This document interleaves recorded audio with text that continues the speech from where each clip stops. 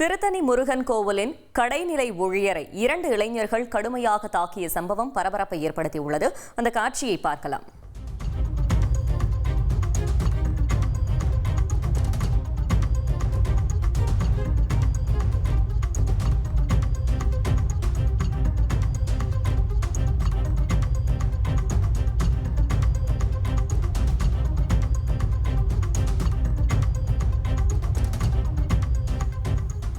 கூடுதல் தகவலை செய்தியாளர் பாலாஜி வழங்க கேட்கலாம். பாலாஜி வணக்கம். இந்த சம்பவம் தொடர்பான மேலும் தகவல்களை சொல்லுங்க. அறுபடை வீடுகளில் ஒன்றான திருத்தணி முருகன் கோவிலுக்கு சொந்தமான தங்கும் விடுதி அடிவாரத்தில் செயல்பட்டு வருகிறது. இந்த தங்கும் விடுதியில் பக்தர்கள் ஏராளமான பல மாநிலங்களிலிருந்து வந்து தங்குவது வழக்கமானது. இந்த விடுதிக்கு பொறுப்பாளர் கடைநிலை ஊழியராக பணியாற்றி வரும், அந்த விடுதியை பாதுகாத்து வரும் பாலகிருஷ்ணன் என்பவர், என்னோட பிசினஸுக்கு ஜிஎஸ்டி நோட்டீஸ் வந்திருக்கு பாரு.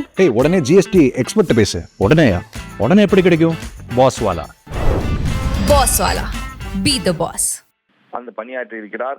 அதே பகுதியை சேர்ந்த அந்த திருத்தணி பகுதியை சேர்ந்த லோகேஷ் என்பவர் இரவு 11 மணிக்கு மேல் வந்து அங்கே தங்கியிருக்கும் பக்தர்களை வந்து தொந்தரவு செய்ததாக கூறப்படுகிறது. தொந்தரவு செய்த லோகேஷை பாலகிருஷ்ணன் வந்து தடுத்து நிறுத்திய செயலில் ஈடுபட்ட போது அவர் வந்து ஆத்திரமடைந்த லோகேஷ் பாலகிருஷ்ணன் திருத்தணி கோயில் ஊழியரை வந்து பலத்தமாக தாக்கிய இருக்கிறார். தாக்கியதில் அவருக்கு மண்டையில் அடிபட்டு அவருக்கு வந்து ரத்தம் வந்த நிலையில் அக்கம் பக்கம் உள்ள பக்தர்கள் மற்றும் பொதுமக்கள் அவரை மீட்டு திருத்தணி அரசு மருத்துவமனையில் அனுமதித்திருந்தனர்.